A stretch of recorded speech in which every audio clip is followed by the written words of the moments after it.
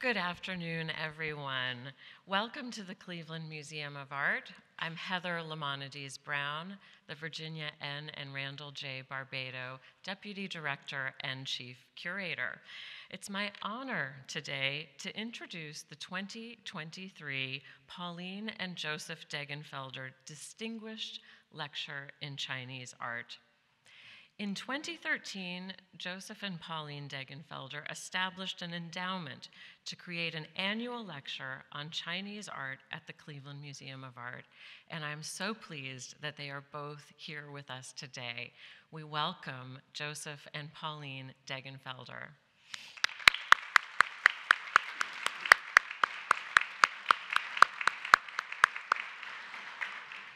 The Degenfelders' endowment symbolizes their personal passion for education, global issues, and China as an international stage for history, past, and present.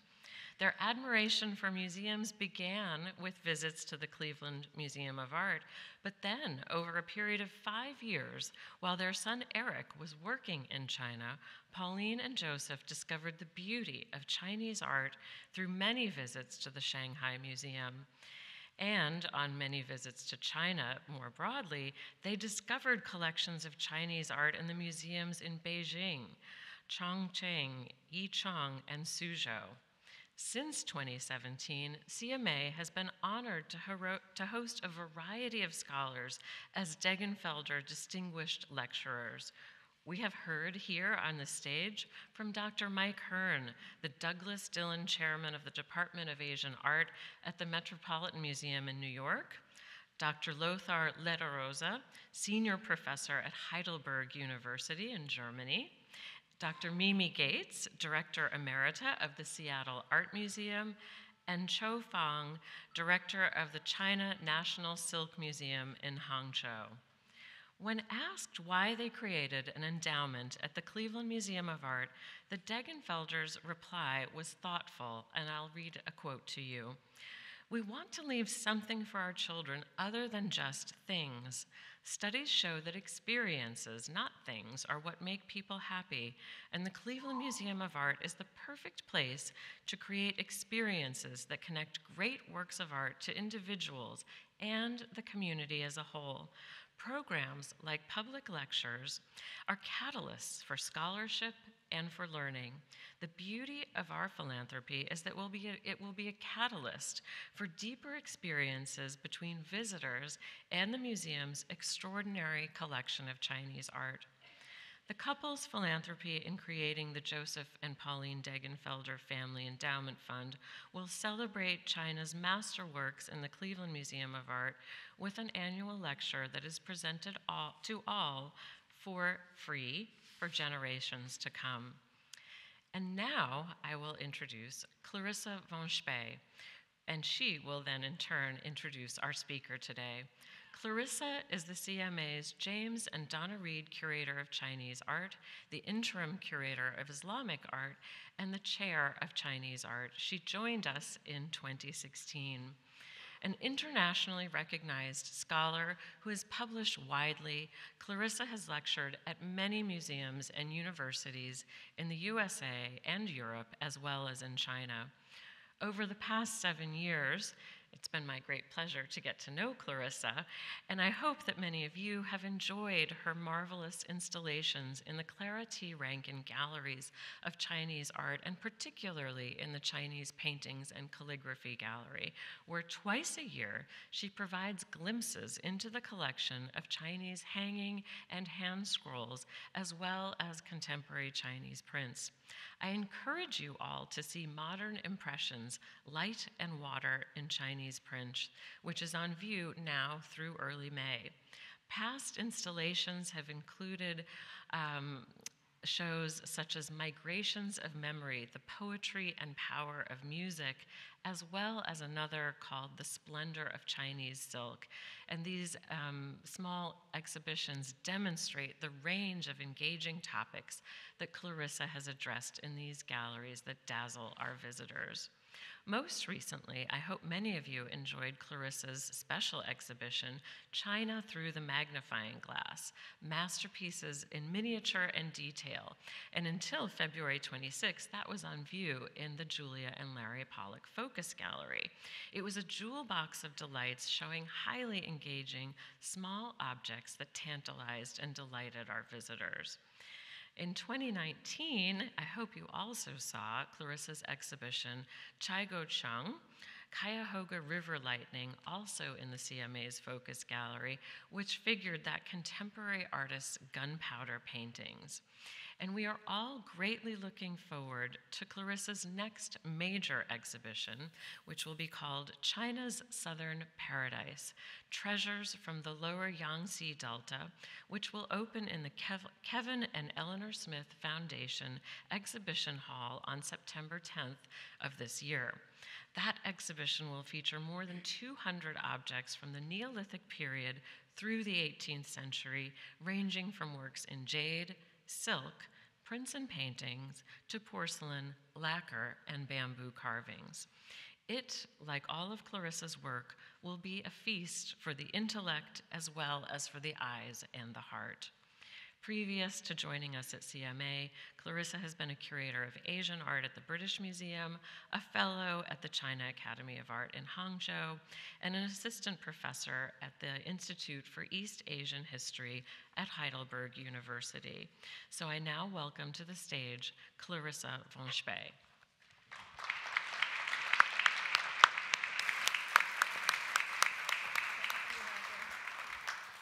Thank you, Heather, very much.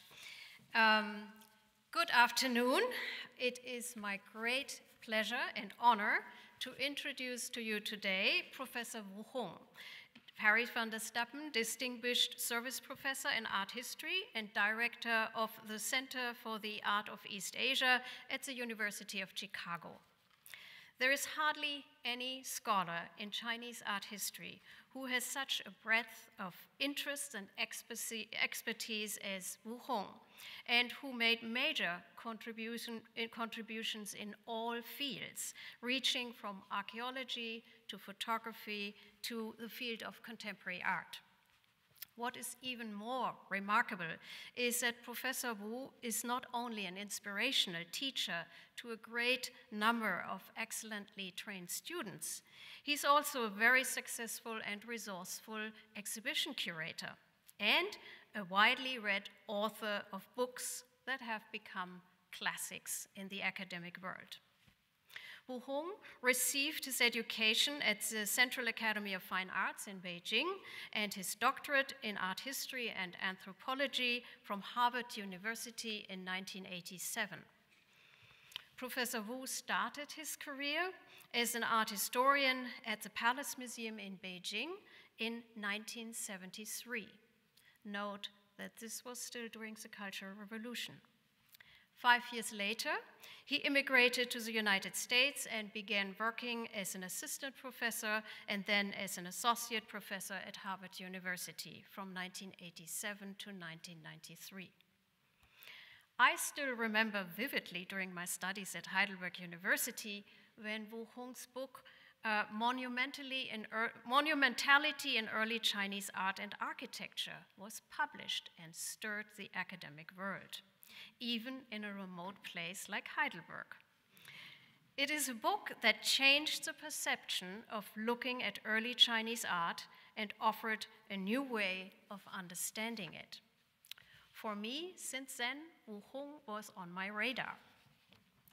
Since then, Professor Wu has written more books, many, if not all of them, relevant to understand China today, and instructive to the amateur and academic reader.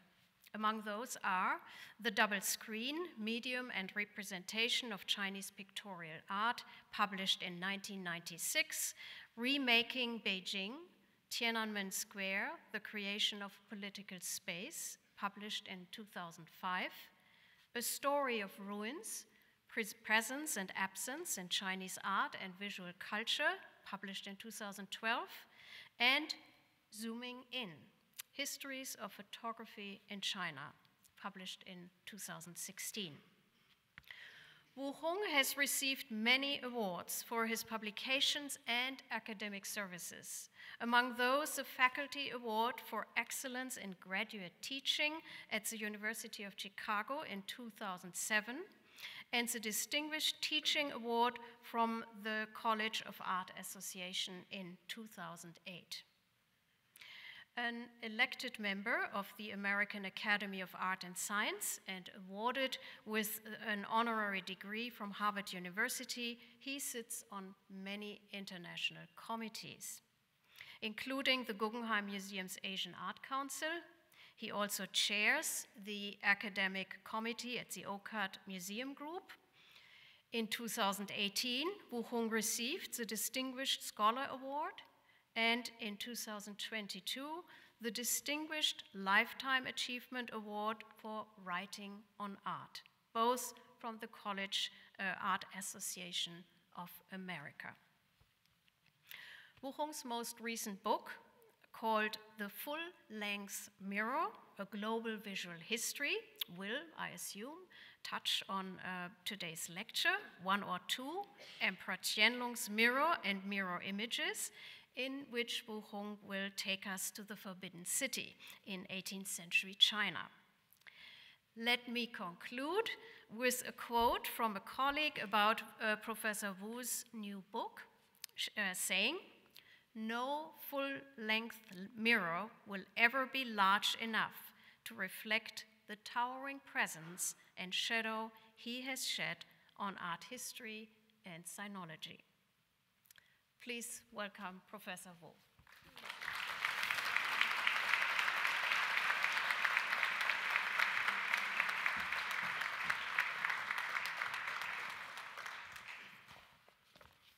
Thanks so much for this so nice introduction, so humbling. Yes, and also certainly I want to thank for Cleveland Museum of Art for this invitation to give this prestigious lecture here, and thank you for everyone who are attending to this lecture.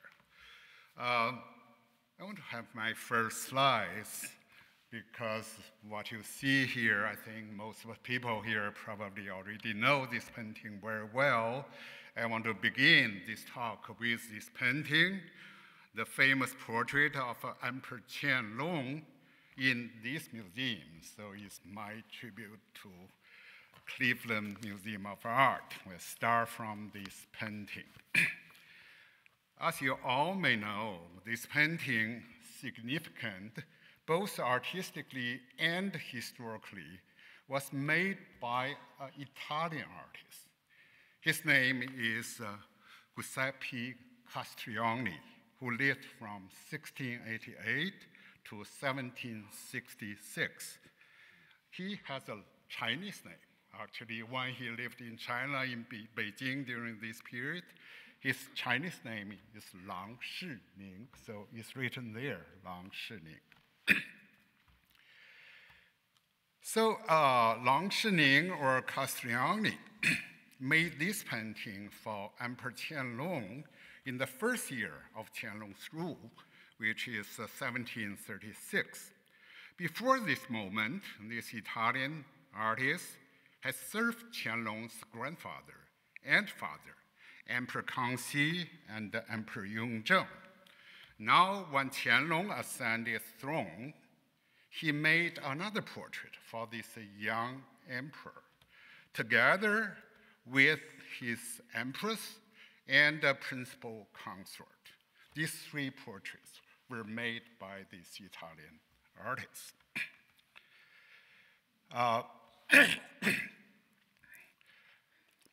So Qianlong's elegant face is meticulously depicted, yet Castrioni carefully avoided any shading. Art historians call this style, which combines European modeling technique and Chinese taste for flatness, a Sino-European style. So you have both. This kind of careful modeling, you see the face undulating, the bone structure, but at the same time, very flat. So Emperor was very pleased. Castiglione was familiar with this face. In fact, he had painted it when Qianlong was still a prince, as demonstrated by an enormous portrait now in Beijing's Palace Museum. I just acquired this very high clarity image from Beijing Palace Museum just 2 days ago, show the bone structure exactly the same. So he had already learned this face very well before painting the painting in this museum. So this work, over 2 meters tall, presents Hongli, Qianlong's personal name, dressed as a Taoist, holding a lingzhi fungus and accompanied by a deer, both symbols of longevity and immortality. Probably based on this early portrait, this one and the previous one, Castiglione later painted a third image of Qianlong as a young man. In this painting, the third painting, titled Spring's Peaceful Message, this work now mounted as a hanging scroll. Right now it's a hanging scroll, but I will tell you originally it wasn't. So now mounted as a hanging scroll bears a poem by Qianlong inscribed in the gold ink.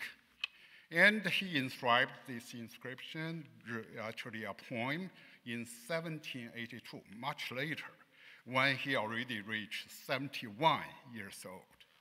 So poems reads, in portraiture, Shining, that means Castiglione, is masterful. He painted me during my younger years. The white-headed one, that's him now, the white-headed one, who enters the room today doesn't recognize who this is. In the painting, young Qianlong or Hongli is juxtaposed with an older gentleman who is clearly more authoritative. Standing erect with a solemn expression, this older man is handling a branch of plum blossom to the younger man, to Hongli, the future emperor. The prince slightly bends his upper body and looks up at this older man. So that's very interesting. Who is this older man? There have been guesses. And because of such a reverence on Hongli's side and the physical appearance of the older man, I identified him actually 30 years ago as Hongli's father, Emperor Yongzheng, in an article published, I think, 95 or something like that, and suggested that the painting actually signified the transmission of the ruling power, represented symbolically by the older emperors handing over the flowery sprig to his son, the symbol transmitting this power. A new spring is coming. So one can assume that in order to fulfill this very important political significance, this painting, this important symbolic painting, must have been shown in a special place. So where is this place? Where was this place? So that article of mine, published in 1995, didn't answer this question because I didn't know. But 28 years later, I believe that this painting actually contains a clue. This painting, very painting, contains a clue that provides an answer. So I'm telling you, that's possibility, a little bit like a detective story. Okay, here is a detail of the painting at the bottom, along the lower edge, as you can see from this detail, enlarged from that part outlined by the red rectangle. So you can see in this part, they're faint outlines. So you can see here the faint outlines, here the faint outlines, right? These outlines show some curious shapes. The shapes in the middle, so it's here, has a curved top and a round knob in the middle. Looks like a cover, right? Like a cover. And at the two corners are rectangular shapes, like a box-like.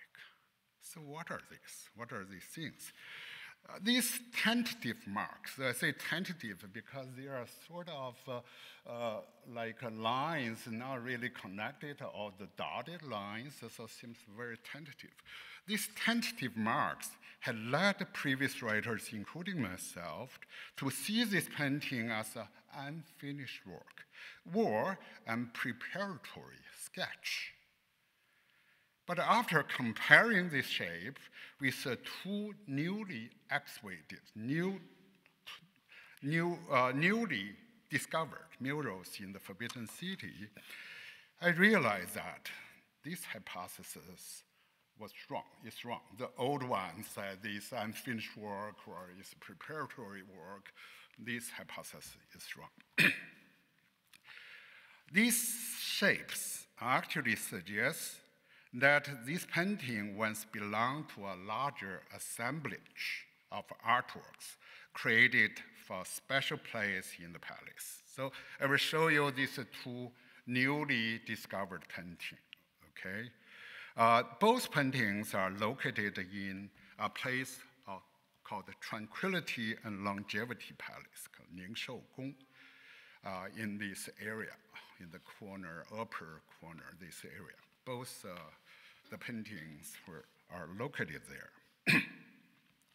And the Qianlong Emperor built this place for his retirement.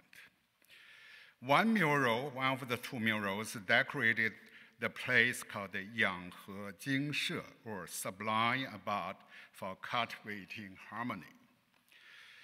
It is a trompe painting showing an inner section of a room behind an architecture framing, all painted on a flat wall to create a strong illusionistic effect.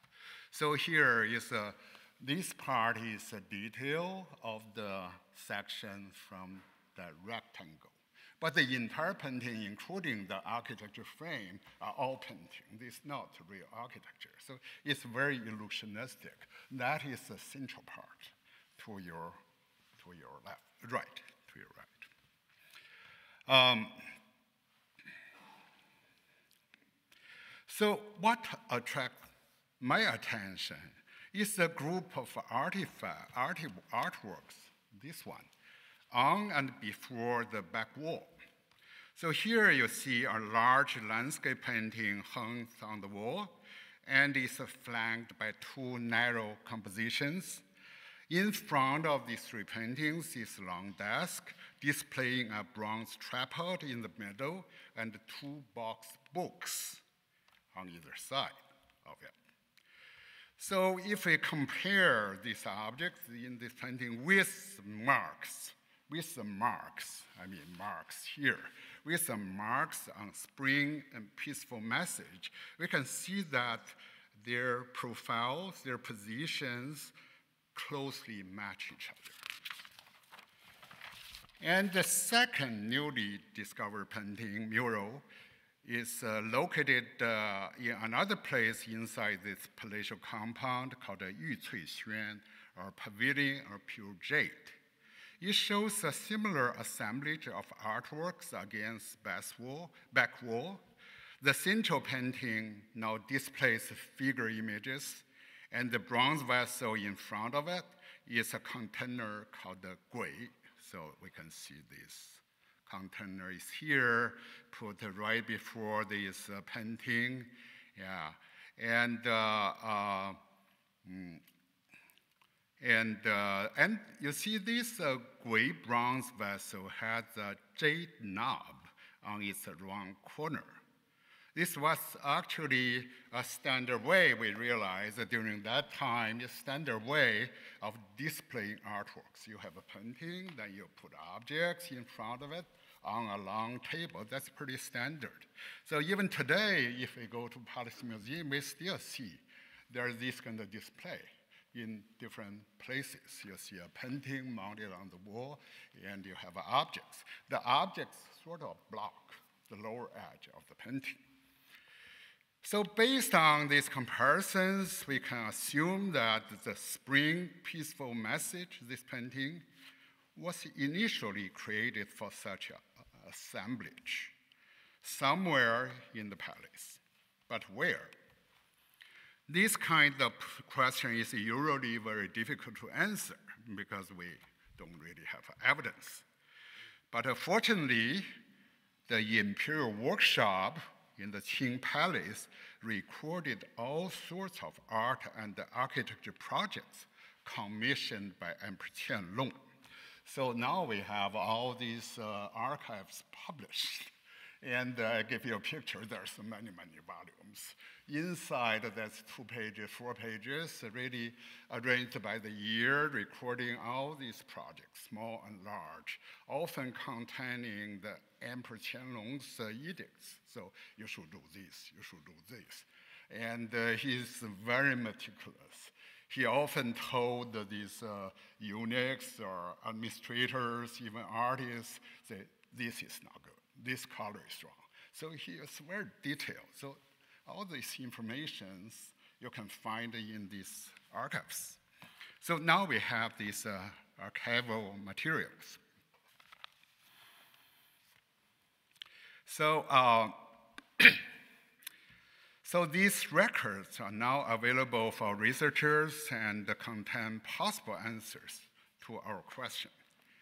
To make a very long story short, archival research led me to discover a series of records which shows that in the 14th year of Qianlong's reign, or 1749, the emperor remodeled a pivotal place in the Forbidden City called the Hall of Mental Cultivation.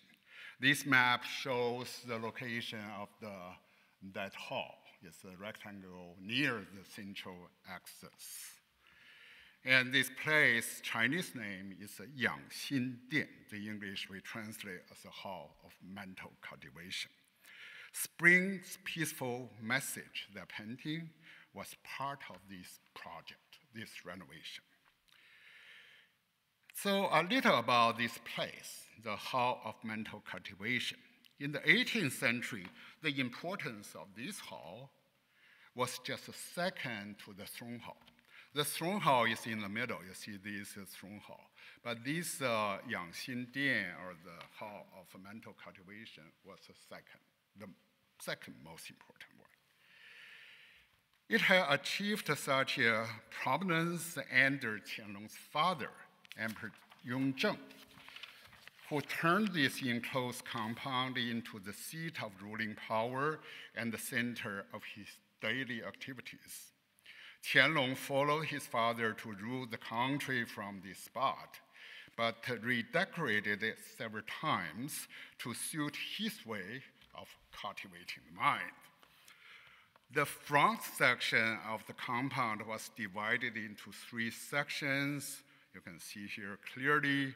The central room was an audience hall. The east wing contained the living room. That's the east wing contained the living room and the bedroom.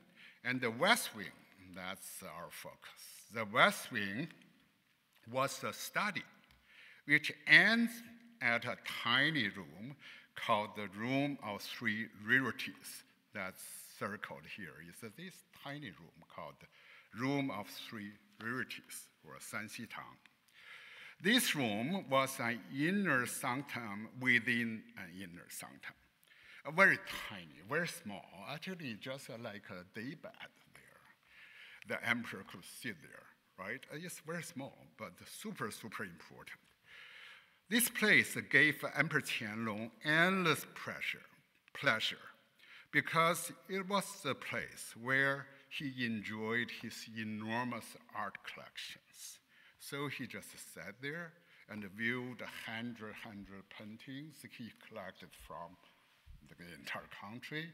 He also wrote on those paintings. Today we see these paintings have many inscriptions written by this Emperor Qianlong. So he did this out there in this small corner. Yeah, this place was super important to him. He named the study the Room of Three Rarities after obtaining 3 masterpieces of ancient calligraphy, the most important pieces from China's history. So he acquired the last of the 3 pieces in 1746, and 3 years later, he decided to remodel this section. So a focus of this renovation was the entrance area connecting the room of this Room of Three Rarities with the rest of the hall. So it's circled here. There's an entrance from the other part into this part.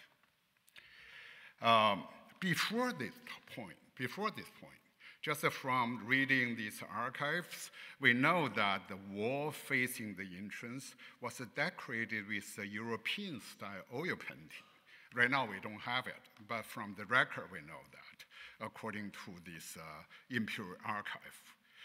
And according to the same archive, in the 2nd month of 1749, Emperor Qianlong ordered this old painting removed and had it replaced by a complex assemblage of artworks, including painting, objects, other things he ordered to make a new assemblage for this space, directly facing the wall, facing the door.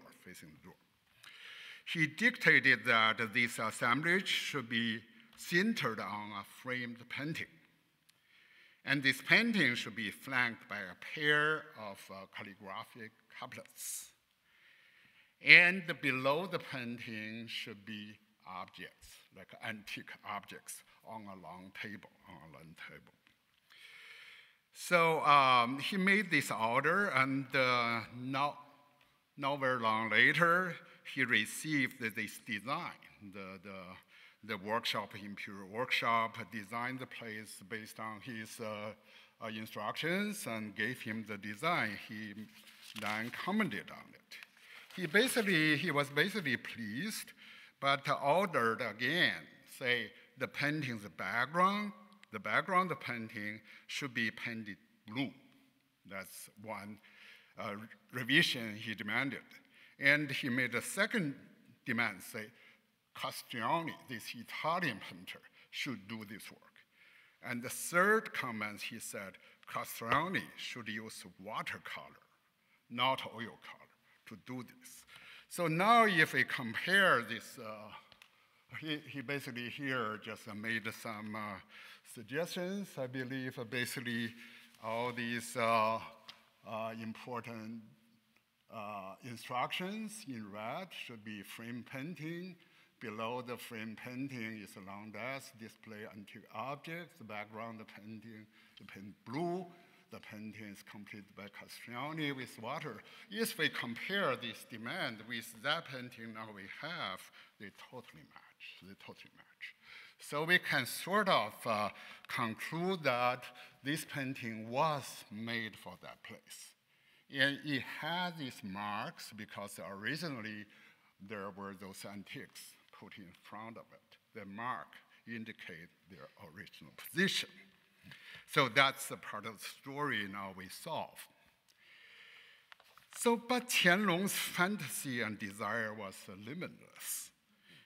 As his interest in European perspectival painting grew even further.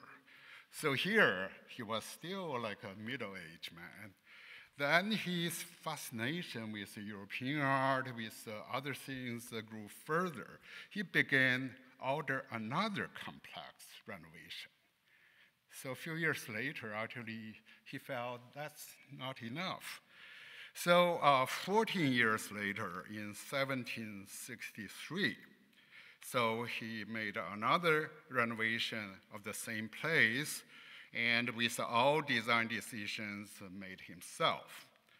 Recorded in detail in the workshop archives, the focus of this project was once again this place facing the door, because this space is very important. When you walk into this space, the first thing you see would be this wall. So that was the focus again.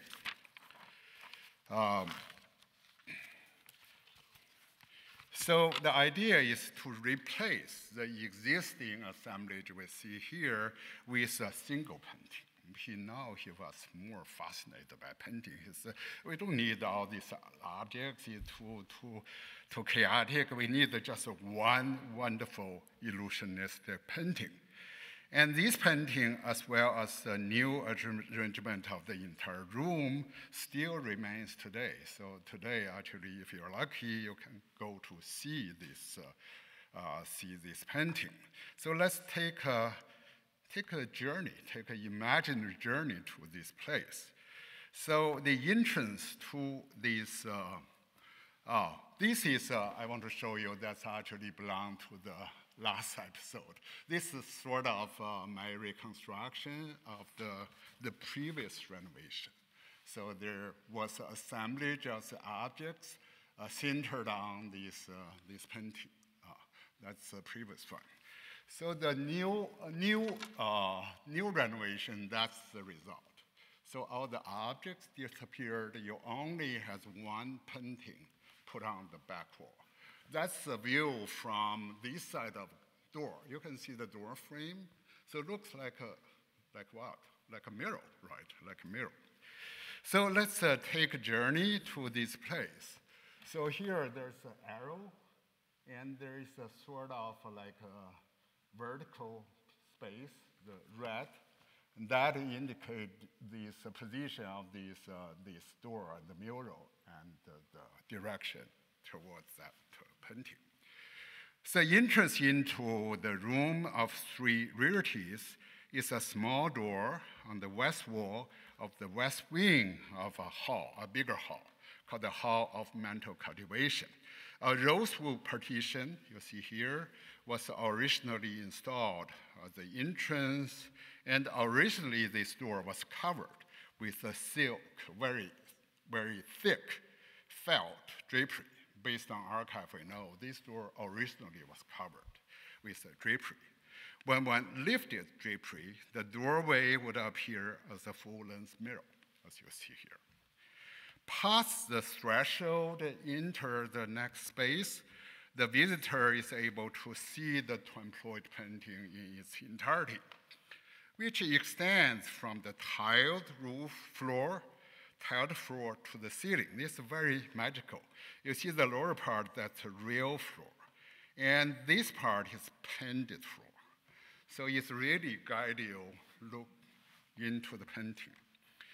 Although it derives its core image from the previous painting, the original Spring's peaceful message, but the composition of this painting is much more expansive, depicting a portico space. So the entire thing is like a portico space, right? The floor of this illusionistic portico is covered with the same ceramic tiles as the real room, extending along the same receding lines towards the vanishing point. Its walls and ceilings are painted with a wallpaper identical to that in the real room. The windows also duplicate the real windows in the room. At the end of the portico, a moon gate opens to a garden space. Two men, one older and one younger, walking towards the viewer. So this older man is handing the younger man a sprig of plum blossoms, so clearly imitating the original Spring's peaceful message painting. Mr. Chen Xuan, a researcher in the Palace Museum, has recently made a very interesting suggestion. He thinks that this new version of Spring's peaceful message actually emulated a mirror reflection. I agree with him. I can provide more reasons. In my view, his proposal can be supported by two kinds of evidence. The first is Qianlong's overall design of this room, just a second renovation, he made other changes. So those changes also support this connection with murals. So in addition to this mural, he also ordered an enormous mural installed in this tiny room. This mural and the new mural were mounted side by side on the same wall as a pair. So actually, it's a little bit confusing. That's to your left.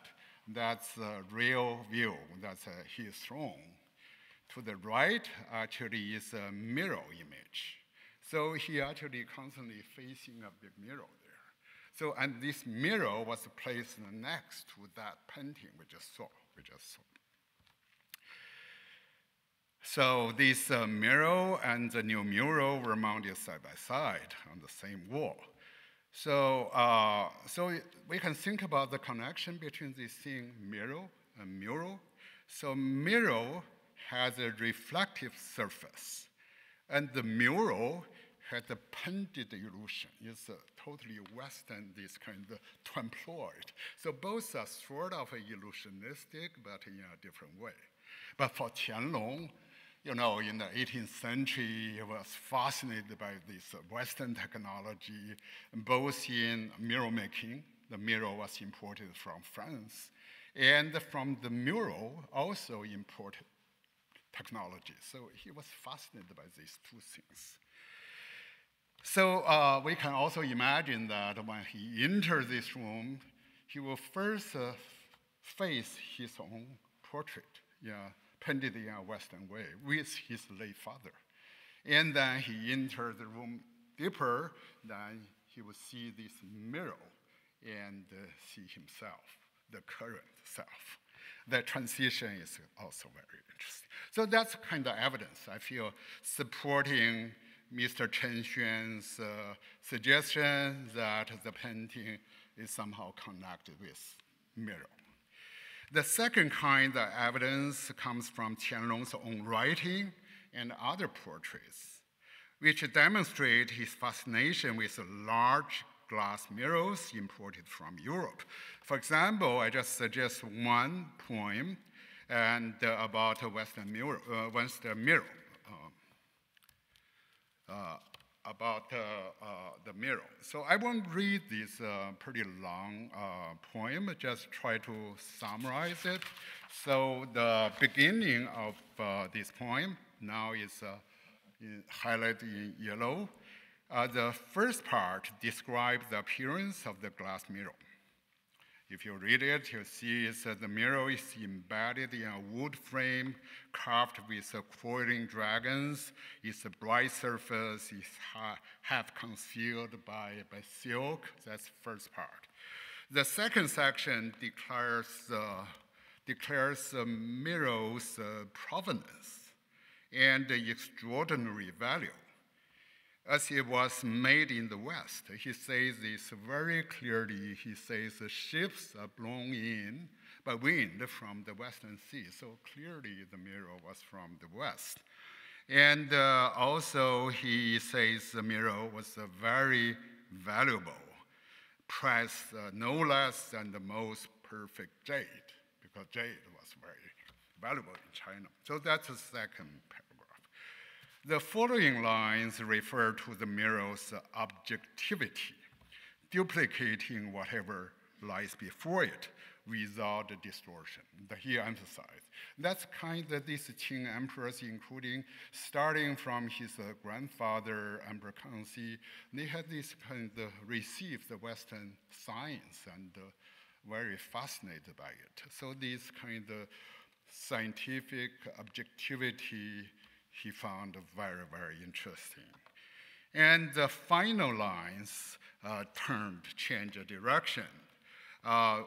It is more philosophical. It's about self-reflections, and seated in couch and facing the mirror, the emperor is left alone with himself in an everlasting dialogue. So the last part is really he faced himself in the mirror.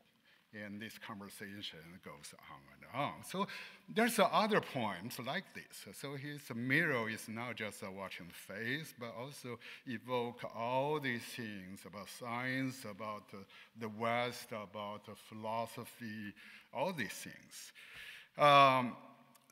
According to the Imperial Workshop Archive, Qianlong installed many mirrors in the palace. He also had court painters separated paint his mirror images. That's another line of this kind of pursuit. He bought a lot of mirrors, installed everywhere, but also he ordered kind of mirror portraits from the court painters. So a group of such examples is collectively titled One or Two. Let's see here. That's also the title of my talk, One or Two.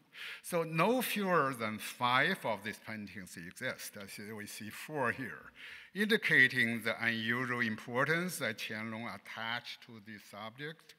These paintings are similar in size and composition, yet their painting styles indicate different hands. The one on the screen conveys a strong Western European taste. Qianlong's face was thin and highly defined. It's painted with anatomical precision and modeled with subtle shading. We can pretty much identify the painter as Castiglione.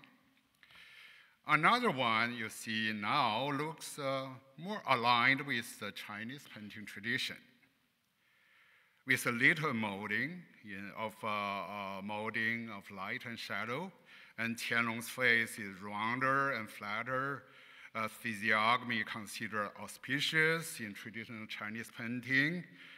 So there's a difference. So he ordered different kinds of court painters to use the same composition to paint these kinds of paintings. All these paintings are based on a Song Dynasty album leaf in Qianlong's collection, in his collection. This old picture, although quite small, apparently intrigued the emperor with a particular feature. It has a double portrait. You can see the double portrait of the sitter.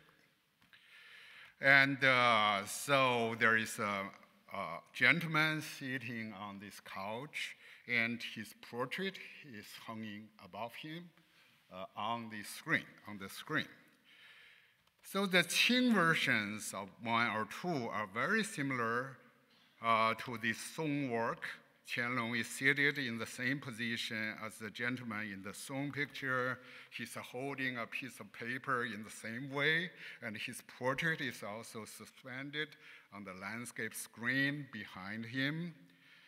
A closer examination, however, reveals that the Qing paintings made quite a few changes, all related to Qianlong's personal taste.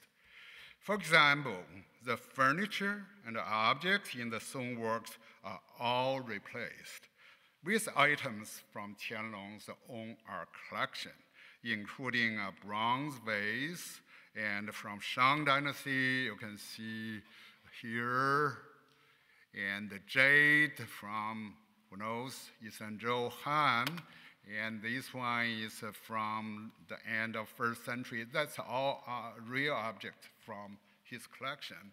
And this table, round table, is more like a European design. So he replaced all 20 other items with his own. It's his environment. So now it's his environment. He only used the structure from the old work, right? And another very interesting feature is that on all these new paintings, he wrote the same poem on all these 5 versions. So here is, that is a translation of the poem. 1 or 2, my 2 faces never come together, yet are never separate. One can be confusion, one can be moist. Why should I worry or even think? So he repeated 5 times. He loved this. In the past, I discussed the painting's political symbolism based on this poem, suggesting that Qianlong borrowed the double portrait formula to declare his transcendent status beyond any specific philosophical or political identity. You say, my two-face can be Confucius, can be Moist, can be others, but I'm real myself are beyond any of these sects or traditions. That was the older argument. We still can think about it, but here, now, today, I want to highlight another aspect of these paintings. It is Qianlong's interest, indeed obsessions with mirror images. The concept of mirror image is reflected by the relationship between the two portraits within each picture. So if we return to this old Song model, if we take a closer look at the original Song painting, we know that although the seated gentleman and his portrait wear the same clothing and have the same beard, their facial expressions are quite different. The gentleman sitting one has a gentler countenance, while his portrait looks severe and seems to be scalding almost. As the two are paired in the same painting, their difference generates tension, as if the image in the scroll were inspecting critically his model in real life, where the latter seems utterly unaware of this inquisitive gaze from above. Seems the painting is looking down at the model, but receiving tea is just is not aware of this image from this almost like a superego or something. So, but this tension completely vanished in the Qing versions of the painting, where the two faces of Qianlong became largely identical. Even though the 5 versions were done by the different court painters in different styles, the pair of faces in each painting always shows matching features, matching expressions, only in reversed orientations, to form a pair of mirror images.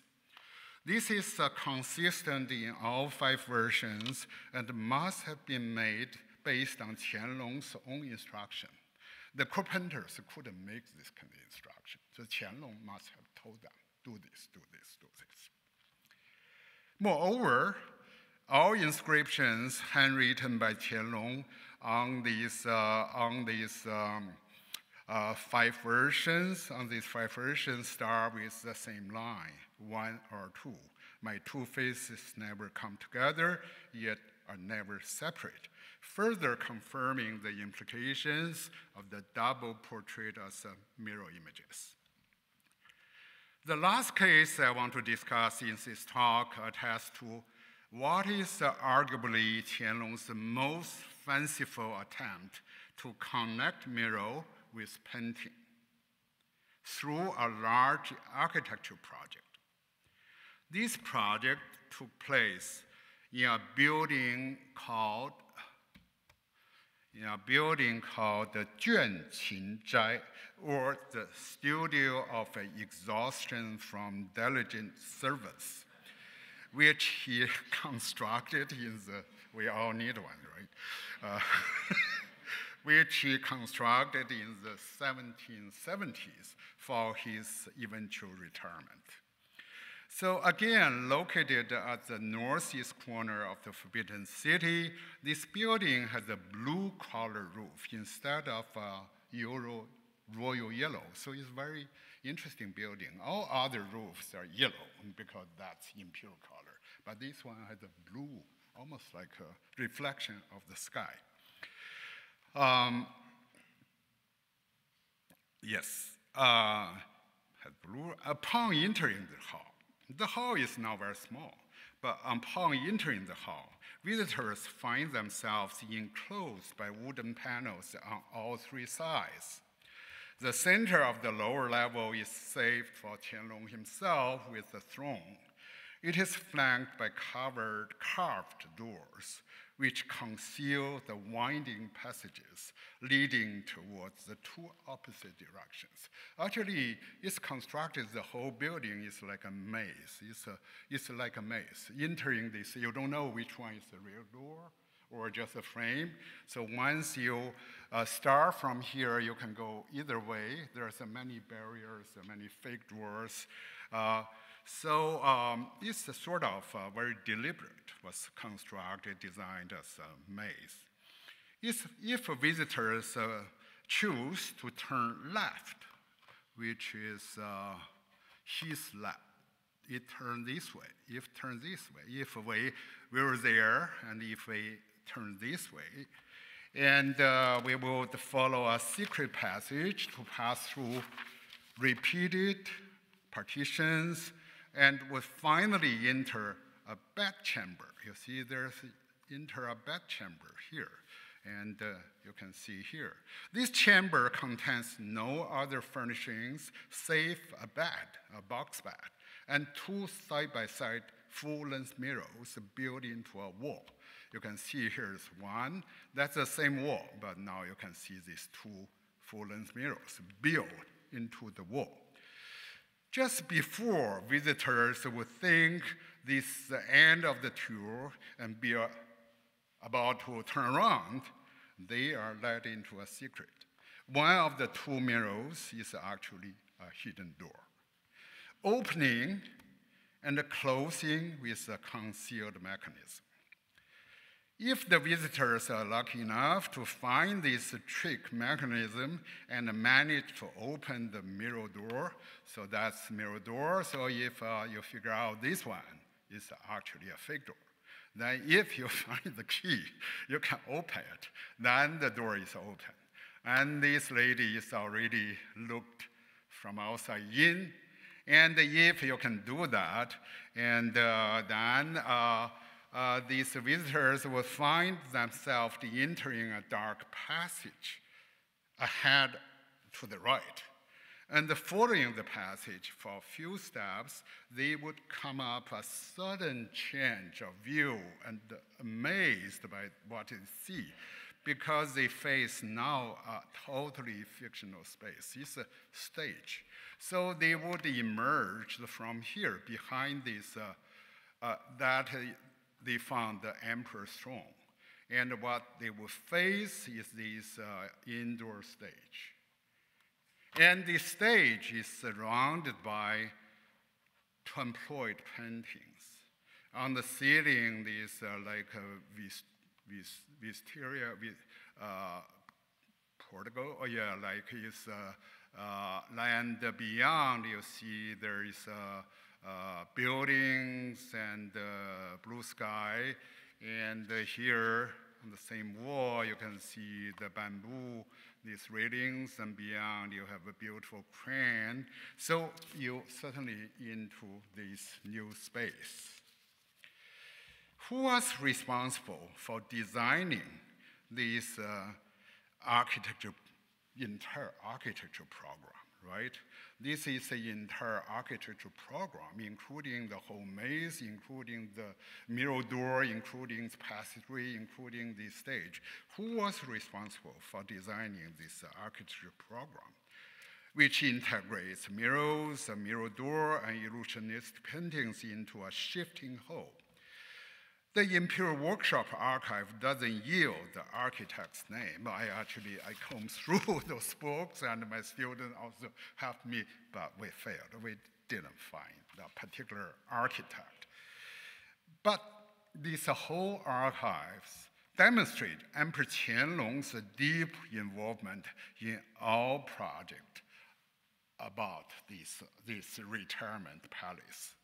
He had opinions and ideas on all matters, big and small, and gave constant orders to the imperial workshops in the most meticulous fashion. The integration of a theater of a mirror door we just saw is unprecedented in Chinese tradition. We didn't know anything like that. combining a mirror or hidden door with a theater, nothing. So this design must have been based on Qianlong's idea as a way to generate the fantastic experience of passing through the mirror to enter a fictional theatrical space. So to summarize this talk, so today I basically have examined a series of portraits, inscriptions, and architecture spaces created over a half century from 1730s to the 1780s. What we have discovered is a consistent tendency and development of Qianlong's deepening engagement with Western-style illusionistic paintings and the full-length mirror. This deepening engagement led to his growing penchant to create complex pictorial and architectural spaces that would intrigue the eye, as we have still can witness if we do go to places I just discussed in the Forbidden City. Thank you very much. Thank you. Thank you. Thank you. Thank you very much. Thank you. Thank you. Yeah, thank you. Thank you. Yeah. So I would love to entertain some questions, and Dr. Pei. Yeah, any questions, suggestions, comments, all welcome. Yeah. Happy to take any questions you have. We have a microphone on both sides, right? Yeah, so wait until you hand it, I think.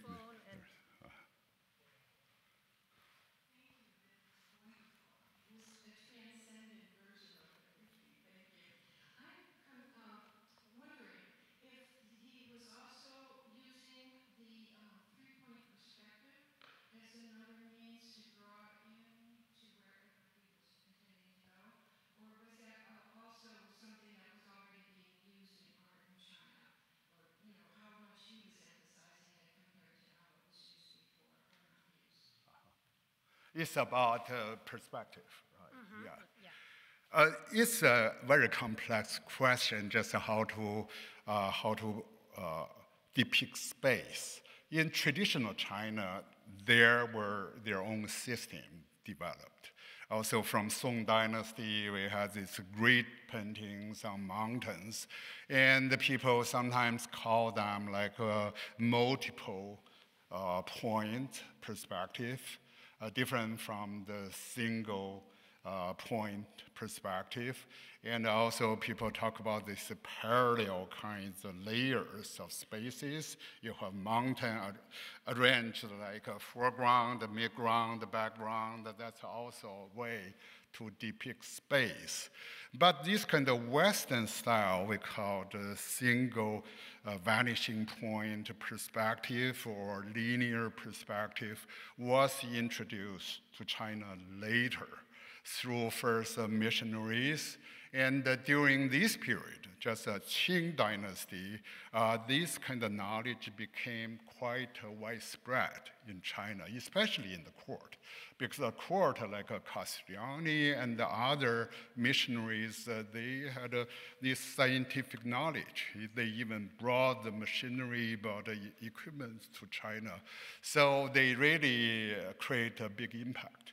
So now we can see not in court painting, but also in some painting produced in South China, people begin to use this linear perspective, basically from Europe. So I would say about the perspective, it's a long story, complex story, but this period was crucial in introducing or embracing this kind of Western technique.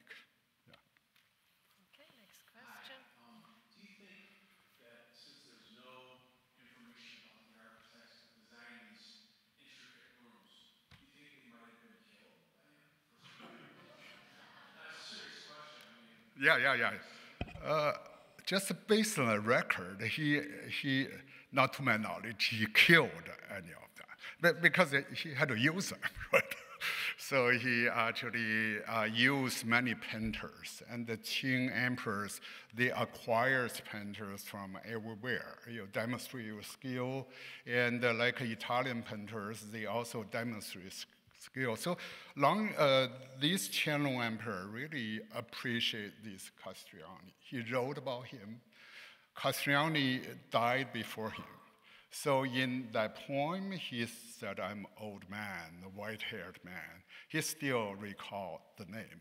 Castriani is the best portraitist.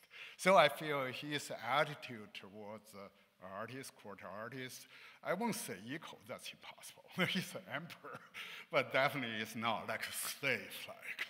He definitely appreciated their skills. They actually had their official ranks. The family, we know their family history, some of them. Yeah.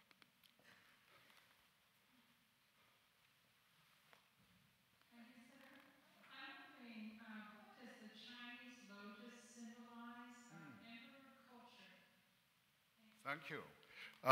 Lotus, we didn't see lotus today, but it's a good question because we see lotus a lot in Chinese paintings. The origin is actually, to my knowledge, is still a matter of debate. Because some people say lotus as motif came with Buddhism. It's really symbolizes purity related to Bodhisattva. But people do find on Chinese bronzes that is pre-Buddhism, even long before Buddhism, like Eastern Zhou, they already have the lotus pattern design. So I would say the lotus probably is design everybody can use, but at different time it had a different meaning, or in different contexts had a different meaning, or combined with different figures, or put anywhere, like you put on the ceiling, maybe it means quite a different thing. So we had to see the context. Is definitely part of Chinese art.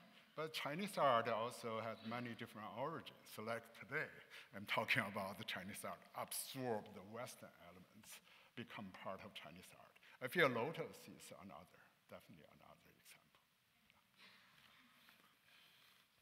Thank you for the fascinating talk, Harrie. I have a very small question. On the four paintings of the one and two faces that were replicated in the Sanxi paintings, the screen behind the subject, they were very different. Is there any significance to those differences? Very, very good question. You say the one or two, those four paintings I showed, the figures are similar, all the same person, but the paintings on the screen, I think you're talking about that, look different. Some are landscape, maybe one at least is like a tree branch with flowers. That's a good question.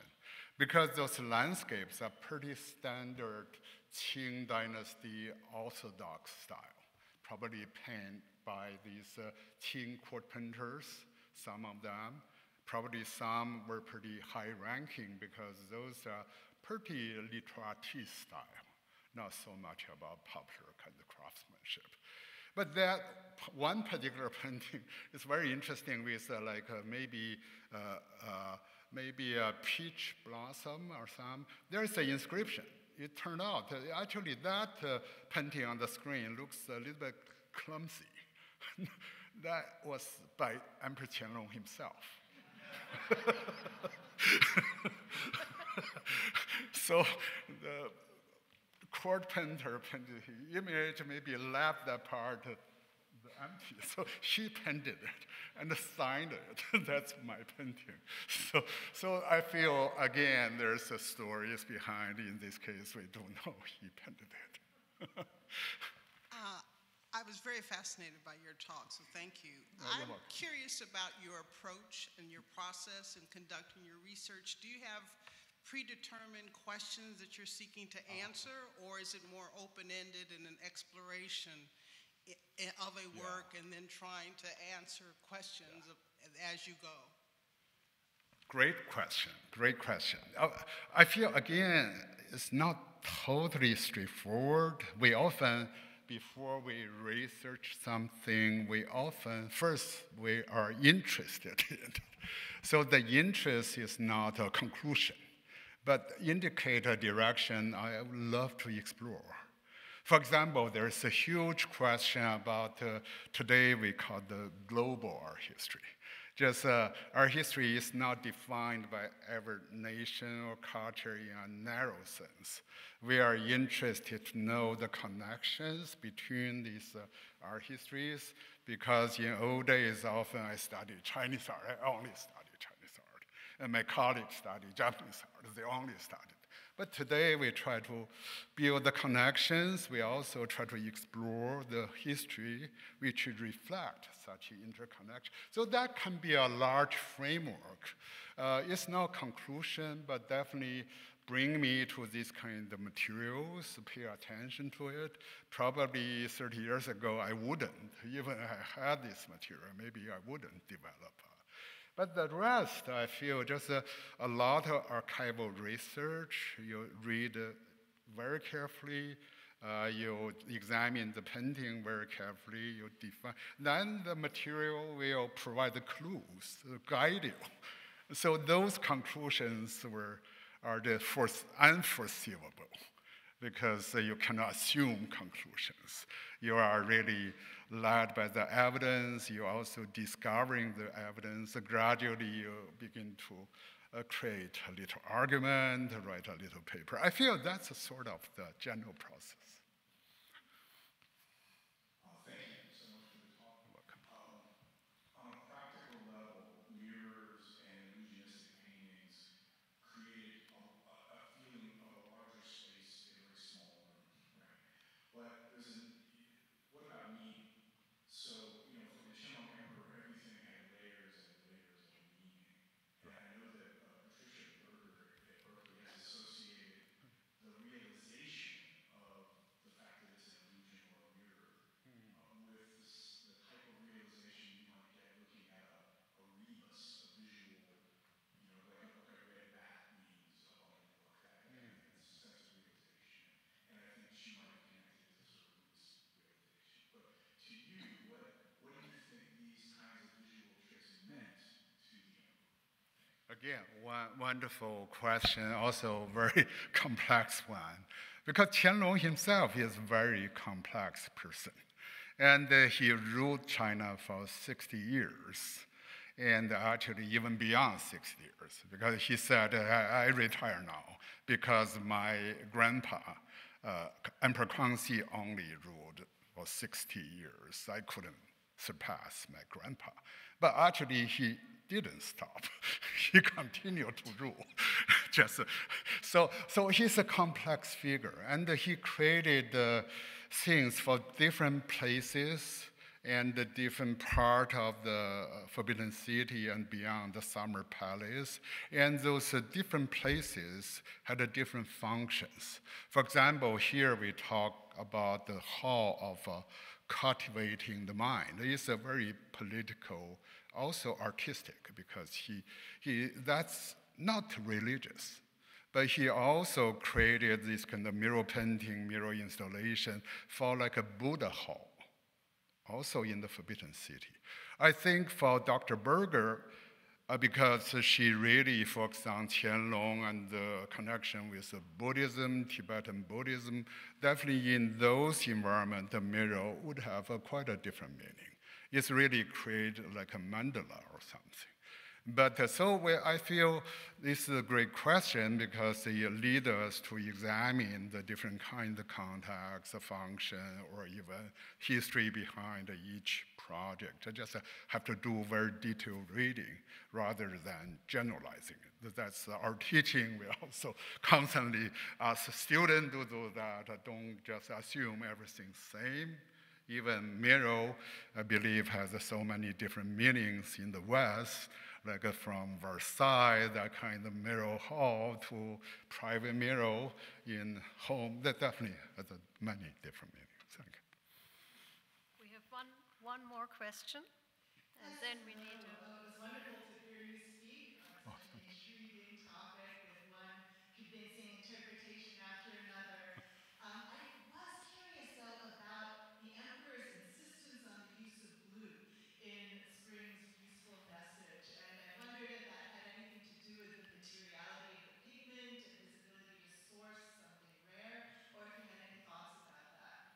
That's, again, a wonderful question. Also, unsolved question. And so I wondered, why blue? And in Chinese, actually, the archive used a particular term for this blue. And that term, I asked many other people, and it's a new term. It's not a traditional term, but also doesn't have a apparent, like a Western origin for that term. So what kind of blue? They haven't done any scientific study of this painting, so we don't really know. But one of my students actually wrote a short paper about it. I think she did a good job to try to find other portrait with a blue background. This kind of blue, very shining blue, both in around 18th century, both in China and beyond, like Europe. Like Europe has this blue background portrait. So there's one possibility, not conclusion yet, just this Qing, like Qianlong or other people, nobilities or his forebears, saw this European portrait because that's for truth. They were presented with portrait from European monarchs. And we have like a porcelain, like a portrait of Louis XIV, whatever. So this kind of blue, because that's very unusual. In traditional Chinese painting, you didn't have this kind of portrait. So there are possibilities from Europe. So then your question leads us to think about not just the color itself, but also the material. Is material also from the West or Chinese traditional material, blue? That's a very good question. I feel, yes, thank you for the question. We have to do more research. Thank you. Yeah, thank you very much. I have one short question to you. So stay here for 1 minute. Okay. One simple question from me. I just would like to know, can we visit the rooms that when we go to the Forbidden City? Is this accessible for visitors or the common visitor? Or? Yes or no, because but if you're President Biden, I'm sure you can be there. Partly because I said this, the both places, the Hall of a Cultivating Mind or Mind Cultivation, and a very small space. So it's impossible for all the general audience can go in. The other one, you see the maze, the corridor. Right. So it's quite impossible for more than 3 people to visit same time. They are creating some more like a video kind of story. That's one way to experience that kind of feeling. Yeah. Another is maybe some special group you can organize and pursue the Palace Museum. I don't know. Your museum is so great, you can make a deal. So you come here, we show you something we never show to other people, like Cleveland. So as a trade, we have to see this place. Right. We will organize a tour and make sure we can, for museum members. Thank you so much, for a fascinating lecture. Once more. You want to take your... So thank you for a fascinating lecture. Thank you all for coming. Thank you for your questions. Special thanks for all the students and faculty that came from teaching institutions. I know we have students and faculty from Case Western Reserve University, Ohio State University, Denison College, Oberlin College, and Kent State University. And I hope I haven't forgotten any institution. Thanks also to Andrew Capetta and Cameron McDonald and Jeff Judge for the technical setup and logistics. And last, but by all means not least, thank you, Pauline and Joseph Degenfelder, for having brought us all together to another fascinating and inspiring lecture on Chinese art through your generosity and incredible support to the museum.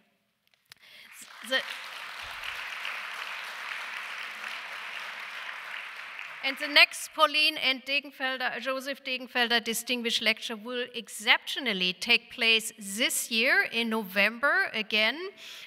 We will, and this will be a keynote speech for during the exhibition China's Southern Paradise, Treasures from the Lower Yangtze Delta. So please stay tuned for more information coming soon. And thank you again.